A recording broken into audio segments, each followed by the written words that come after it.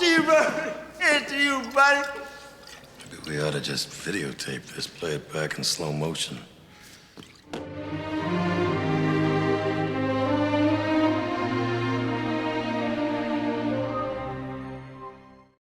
Welcome to part 4 of our Crow series. In this episode, we will cover a lot of deleted scenes, behind-the-scenes tidbits, and details in the movie you might have missed. And with that said, let's explore the movie a little deeper. Now, the earliest deleted scene of the movie had Albrecht talking with Detective Torres about the death of Shelley and Eric, and the scene was obviously an easy cut like most of the deleted scenes of this movie. The final cut of this film is very tight, and unlike most films, I found myself not desiring any of the deleted or extended scenes to be reinserted in the film, because this film is well cut. When we get to Eric's gravestone, there was more deleted footage, where a figure is standing over Eric's grave as a crow pecks at his gravestone. While doing so, the figure would be revealed as the Skull Cowboy, who watches as Eric rises from the grave. Eric then rests by a tree where the crow lands, which you see in the film, but then Eric sees the Skull Cowboy and says, "What the hell are you?" And the Skull Cowboy says, "Interested. Follow the crow." To continue deleted scenes, there was a moment where they focus on another victim of the Devil Knight gang.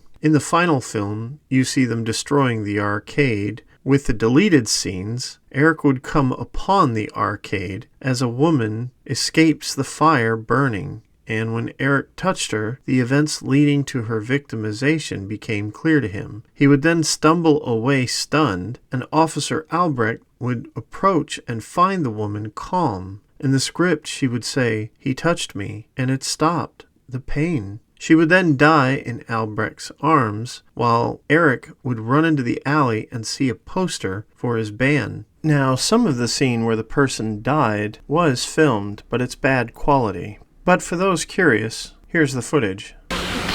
Just hold on, Eric. Everything's going to be just fine. I'm a police officer. Can you understand me? Everything is going to be just hold on. No, don't go, stay with me, darling, just don't. Shit! Now, the crow was often termed the hand of God by the creators of this film, in that Eric is reborn with no memories, and the bird guides him to his clothes, his apartment, and then anything he touches educates him on the way. It is the bird that guides him to those responsible for his tragedy, and this is early established when hunting down TinTin. During the movie, you will constantly see two themes that punctuate the film. The first is light and darkness. Usually, you will have a dark scene, and then the movie will pull you back into a light scene to show evil and good. Although they do this, the world people live in here is evil, and often fire is the embodiment of that evil, and it's everywhere. Fire is even in rain. The filmmakers mentioned that they did this on purpose to show that water could not completely quench the fires of this world. Even in dialogue scenes where there are evil people, fire and smoke will be present. Now this brings us to Devil's Night. Originally, the idea was to have top-dollar burning properties to decrease the value of the community, so he could buy all of it for himself to create a new empire. This changed after David Shaw came on the project to write the script. Instead, David romanticized Devil's Night to be more in line with the Crow's romantic undercurrent. The result of Eric's love is his resurrection to set things right, while the love between Top Dollar and Micah is the inverse, in that it brings death and fire, and we will get more into these details in a short bit. During the scene where Eric recalls the death of him and Shelley in the loft, he would be revisited by the Skull Cowboy that would be played by Michael Berryman. The cowboy tells him that if he kills those who killed him and his love, they will be reunited. He tells him to trust the crow and finish the job, but Eric tells him to leave him alone, and the cowboy taunts him. Eric would then charge the cowboy, but the emotional man is easily avoidable by the cowboy. And this was when Eric would hurl towards the window, almost falling out to discover that his hands heal by themselves. The scene with the gang in the bar shows a couple of details. Firstly, that T-Bird is in charge. He's a pyromaniac, and he enjoys self-mutilation. This is obvious because he puts a cigar out on his tongue. However, he has scars on his face, if you hadn't noticed, that were self-inflicted. It also shows that Skank is helplessly stupid, but actor Angel David stated Skank was a big fucked up kid, a lot of tattoos, in need of a serious bath. And I just kind of followed him around like a puppy dog, and he pointed, and I went. The makers stated that Skank was analogous to Lenny from Of Mice and Men, and T-Bird as George. You will see this throughout the film, as Skank is always near T-Bird and completely obeys his commands. In this scene, Skank immediately tries to follow T-Bird's actions, and you can see Tintin's annoyance at this and subverts Skank's attempts. Then he mocks him by a snide remark, and this upsets Skank quickly. Pussies drink last, man.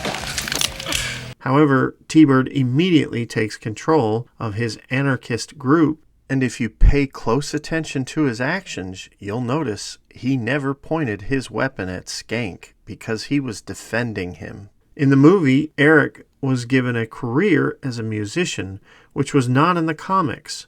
Obar initially didn't like the idea. My idea was to make Eric a kind of like everyman, not something special or, not this hero type. In fact, when they said they were going to make him this kind of rock star musician in the film, I thought that was a really poor idea because it's elevated above everyone else. However, producer Jeff Most and screenwriter John Shirley thought the guitar could almost be analogous to a totem, like a rifle. The love scene with Eric and Shelley was originally filled with nudity, and both Brandon Lee and Sophia Shinos were nervous about this, even though they signed to do it. However, at the last minute, the filmmakers decided that nudity really wasn't needed, so they nixed the idea, which was the right call in the end. In the film, when Eric paints his face mimicking the tragedy and comedy masks in The Room, it was never the case in the comics. In the comic, Eric just had black lines on his face rather than white makeup and black accents. Now, there was a quick deleted moment where Eric would punch his mirror, and the reflection of the Skull Cowboy would appear, much to Eric's annoyance.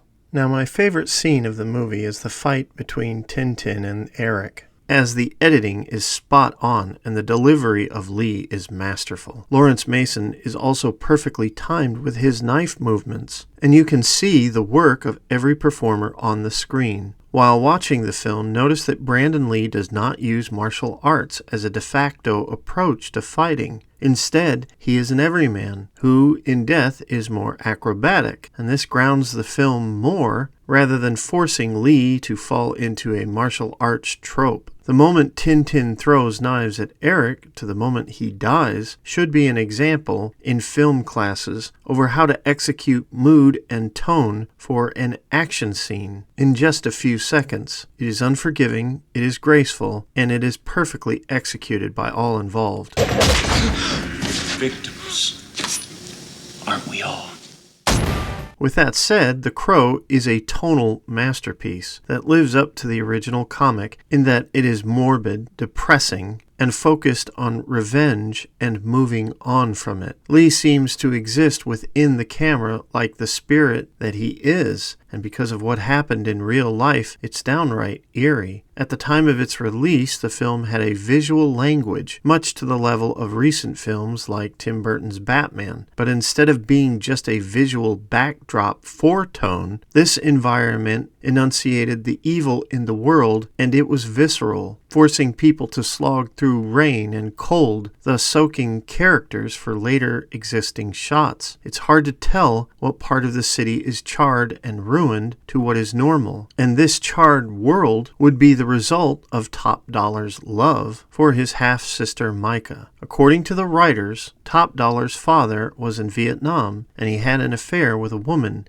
and the result was Micah. His sister suffered in her life, and Top Dollar would rescue her, and as a result, she is completely loyal and caring to him. Jeff Most stated in the DVD commentary that Devil's Night was a metaphor for their burning love, and to celebrate that the fire of their father's cruel life lives on. Writer David Shaw would add to this, stating that Top Dollar is punishing the world with flames due to the mistreatment his sister suffered before he came to her aid, and this punishment towards the world has been going on for over 3 years, which is established in the film. Those innocents trapped in Top Dollar's domain are helpless, and those that stand up and voice dissension, like Shelley and Eric, are quickly silenced. Top Dollar's hideout was actually a cement factory, and the set had recently been used for the Super Mario Bros. Movie. Now, the character of Grange is a cool cat, and he's constantly calm. Tony Todd describes his character best. Grange is a corporate killer. He's an assassin who enjoys what he's doing. He's an ex-Vietnam person, but he really enjoys. He's the type of guy that if his task was to separate the flies from the honey, he would enjoy taking the flies out and then doing something else with the honey. I mean, he likes investigating the nature of death. After Lee destroys Gideon's pawn shop, notice Jeff O'Barr is one of the looters. It's a blink and you'll miss it moment. The scene where Albrecht would try to detain Eric was longer in the script. In it, Eric would tell him that Gideon needed assistance in the alley and that Top Dollar will be looking for him. Then Eric would calmly cut his hand and he would show it to the cop as his wound heals itself, and then he would disappear. Another of my favorite moments is the melancholy humor of Lee when he approaches Fun Boy. Here, Fun Boy.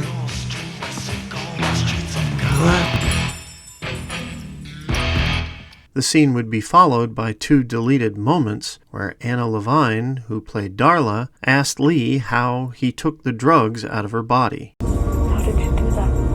Magic.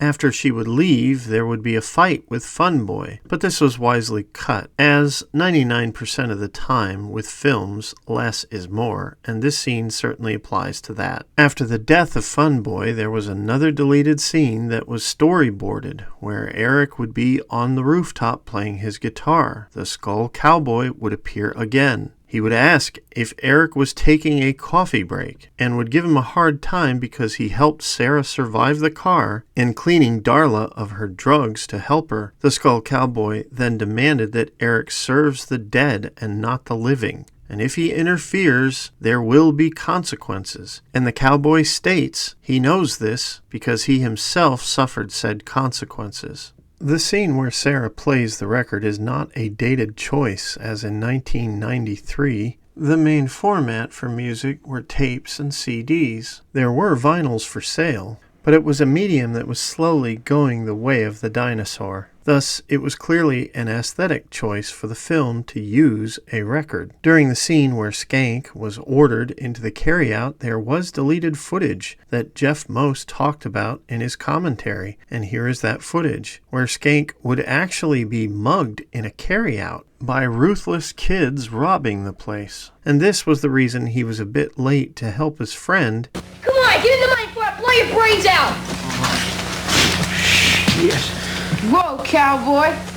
Cool gun!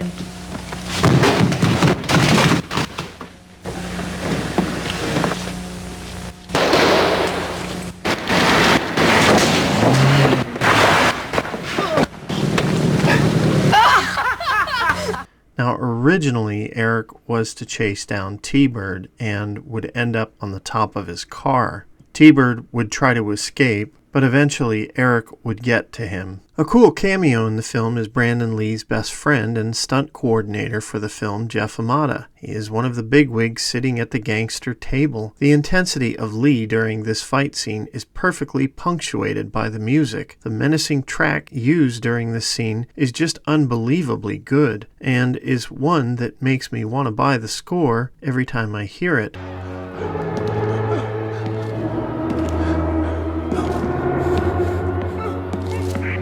By 1994, my music of choice was only movie scores that were instrumental. I listen to very few music with words, and that's the case even today. With that said, putting the score of this movie aside, the popular music tracks that were used for this film meshed perfectly with the tone they were going for. So to help me with my ignorance of the music in this movie, I asked Christopher Moonlight to give his thoughts about the music. So I don't think that there's a soundtrack to a movie that's more perfect than The Crow, especially in how it really reflected our culture and feelings at the time. It obviously, like everything else, paid homage to Brandon Lee and showed deep affection for him, which resonated with us. But what also resonated with us was that the music was really indicative of what the original comic book represented. The Cure and Joy Division, both bands that us goth kids really liked, were cited within the book, and then Robert Smith, with his title song Burn, really kind of also gave back to the comic book by acknowledging it in its lyrics. There are a lot of other bands. I won't go through them all. I didn't really like Stone Temple Pilots as a band. I wasn't into grunge, but I thought that their Big Empty was a beautiful song, and Nine Inch Nails also paying homage in a very faithful way to Joy Division by covering Dead Souls, which, again, Ian Curtis was noted in the Crow comic book. There were a lot of other bands that were big at the time. Some I liked, some I didn't. My Life with the Thrill Kill Cult being acknowledged in the movie as a performing band was pretty cool because, again, in the goth scene, My Life with the Thrill Kill Cult was played at the clubs. So it was really cool to see them in the story, in the movie. Jesus and Mary Chain was also big with us goths. The 80s pop band kind of reinvented itself for the 90s, and Snake Driver had some really amazing lyrics. Jesus and Mary Chain was always good with lyrics, but most surprising was Medicine getting the singer of the Cocteau Twins to perform with them and be in the movie. Cocteau Twins was a very ethereal band that we liked, and strangely, nobody ever knew what the lyrics were. You could never understand her. This was the only time, to our shock, that she sung a song which we could sing along with, so that was pretty cool as well. Anyway, there are a lot of soundtracks that come out with movies. Most of them are just kind of collections of greatest hits, but the Crow soundtrack really felt like it made an effort to be a soundtrack only for that movie and to really give us something that felt authentic in every way. So I very much love this soundtrack, and this pamphlet is from my original copy that I got when it came out. Now, when Sarah is taken and Eric heads to the church for the final showdown, he is interrupted by the Skull Cowboy. Get out of my way. You risked everything. I took that risk and lost. That's your story.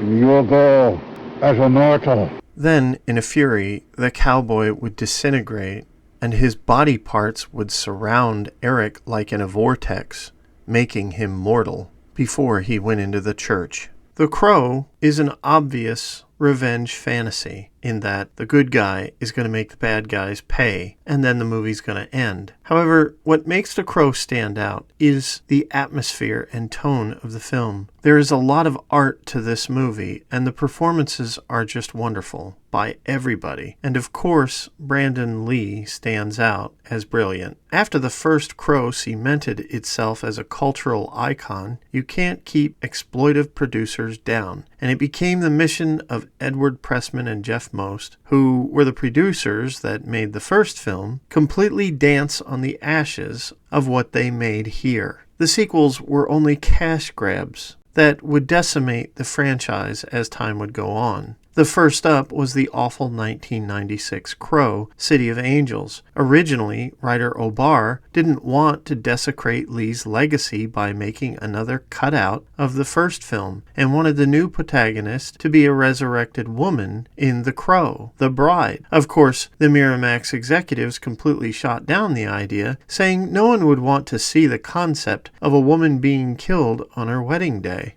You and I have unfinished business. Baby, you ain't kidding. What an idiot! Oh, what a loser! Instead, they wanted someone who resembled Brandon Lee and to repeat the same beats, this time with director Tim Pope, who is another music video director, which is surprising in this film because the music for the movie does not even match the film a fraction in comparison to the first movie. Then the direction is just terrible, with overacting galore, whether it's the villain trying to monologue in a comically over-the-top tone. We all have our pleasures. For some, it's the flesh, and we provide for them. Complete with gimp costumes aplenty, bad poetry, bad delivery,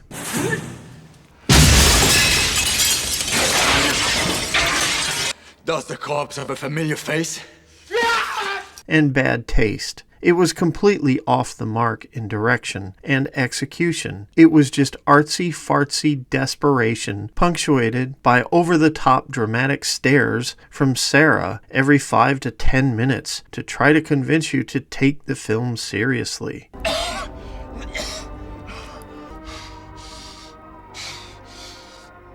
Las cucarachas entran, pero no pueden salir. No, sir. He doesn't like it. The next sequel occurred in 2000 with The Crow Salvation. I have to say, this film tried its best to be something different and was about a wrongfully convicted man who was framed for killing the love of his life and sought revenge on the killers who framed him. Eric Mabius is actually good in this film. I love Lauren. I'm innocent.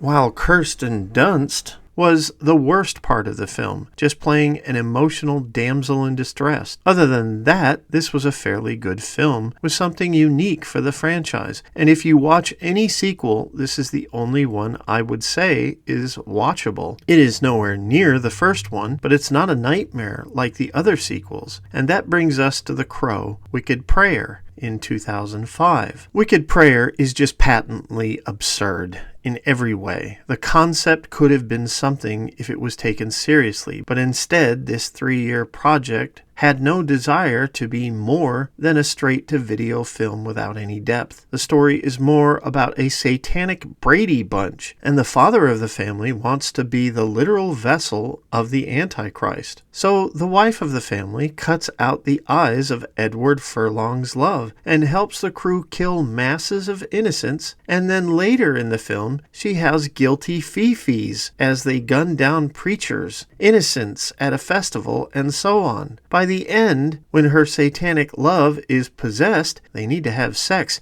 and she is frustrated because he won't look her in the eyes while doing so. And then she calls the vessel of the Antichrist trailer trash. It is laughably inconsistent. What's worse is that this satanic family murders people around witnesses who survive, and they drive around everywhere with cars that actually have their names stenciled on them for anyone to see, and yet the authorities and town thinks Furlong has done all the killing. It is complete garbage for anyone intellectual. And I haven't even touched on the lousy choreography, line delivery thanks to bad writing, and bad delivery. The movie had a week in theaters in one city, and that was Seattle. Within 2 weeks, it was straight to video. Oh, and did I mention there was a Crow TV series as well? I care. Really? Then there is the pathetic 2024 remake of The Crow, which is a lower bar than the Edward Furlong film. This film is the epitome of everything that is bad about modern cinema. It tries to make completely unlikable main characters who have zero chemistry into sympathetic characters. But of course, they die, and this was good for the film, but damn it, there is still more to go. And so you have to slog through Eric crying a lot. And then we get to action scenes that try to be brutal or tense in a shallow attempt to say, isn't this neat? Just ignore the fact that you've seen this kind of approach countless times in many other movies before. There isn't even the slightest gravitas to any of the revenge encounters like the first film. It's simply watching bad guys die, and the real punchline of this movie is that after everyone is killed, Shelley comes back to life, and the sad thing is, the person she was in the film before her death was just a terrible human being. A habitual drug addict who ends up in a rehab center and meets a loner guy. And what does she do with this loner guy? Well, she has a lot of sex with him and gives him drugs before they die and doesn't completely communicate to him the danger that she is in being hunted from bad guys. Now that sounds like true love, doesn't it? Current day entertainment needs to get beyond making terrible people the characters who are supposed to motivate or inspire us, because there's nothing motivating and inspiring in this film, which is completely the opposite of the classic Crow, as Eric does many things to better the dark world he lived in. And the love between he and Shelley felt real and earned. But in this movie, Shelley says things like, if you find it difficult to love me harder. Or other selfish things like, if she's going to jump off a cliff, would you jump off with me? Which is the opposite of love for another person, as you want what's best for them. We should celebrate people climbing out of dark places in society, not celebrate them for choosing to stay in it and encouraging someone they claim to love to stay in it with them and die. And that's exactly what this film offers. It is so beyond likable that the film simply is not worthy of existence. Truthfully, original Crow director Alex Proyas, who tried to stop this dumpster fire from being made, said it best. It's not just a movie that can be remade. It's one man's legacy, and it should be treated with that level of respect. The only good thing that came from the remake was that it made $24 million on a $50 million plus budget, and that is something to appreciate, because the more these terrible movies and disrespect to franchises are rejected, the closer we will all come to getting better cinema again, where filmmakers aspire to do better. In the end, we always have the first Crow, and that's a great film, not only for Brandon's performance, but a dark tone and color palette that conveyed the feeling of tragic loss. When I first saw The Crow, I was in a dark place, and it would be another year before I found my way to a better one. I have a lot of deep feelings for this film, but the truth is, it's a bit too much. But if you have seen my Alien 3 review, you can kind of get an idea of what those deep feelings were back then. So rather than me retread it, I thought Christopher could give you his view to help me out here. As we close this journey through The Crow, I'm 16 again. I'm curled up by the fireplace, the Tundra comics in my hands, or ready in my backpack for when I was out. It's black and white pages. Eric and Shelley's love, fierce enough to defy death, became a part of my heart. A romantic, sketching goth dreamers in my zines with comics like The Black Lipstick Curse. I was chasing Obar's raw art style, for sure. The Crow wasn't just a comic, it was an affirmation of my world, art, poetry, longing, and hope inked in every page. When the 94 film hit, its shadowy streets and haunting soundtrack, pulsing with a cure and 9 Inch Nails covering Joy Division, brought Eric's soul to life and felt like part of my friends and I's days and nights, our world where we were sharing these emphatic images, dressing in these styles under different club lights and strobes. We were having a great time. We were in love with it all. The Crow is more than just a movie. It's more than a comic. It's a heartbeat. At 16, I saw life's fragility. Unapologetic friends with big dreams and hearts broken. And Eric's fight for Shelley held my own ache. His love, her memory, and the death of the actor who seemed born to play him taught me that what we cherish endures. I poured that into my art, my stories, and my life, hoping to capture that eternal spark. Now, in 2025, I see The Crow's truth. It's not about vengeance, but about holding tight to what makes us human. Love, art, connections. To you watching, I hope that The Crow becomes a little bit of your spark. Make your art, tell your stories, love fiercely. Find something real, like I did reading those pages in 92, and let it live in you. As the film reminds us, if the people we love are stolen from us, the way to have them live on is to never stop loving them. Buildings burn, people die, but real love is forever. And with that, I'll let Chris have the last word. In our next video, we will cover The Guest with special material from the filmmakers themselves. We want to thank Christopher Moonlight for being a part of this series, and if you enjoyed him, please check him out, and the YouTube channel is in my description. He is also working on a cool animation film called Escape from Planet Omega 12, and we wish him great success in that in the future. He is also one of the writers for Film Threat, so check him out there as well. And lastly, we want to take a moment to thank the film crew that made the first Crow possible, and of course, especially Brandon Lee. We will see you next time. If you like what you see here, click like and subscribe. Super thanks helps, and so does sharing.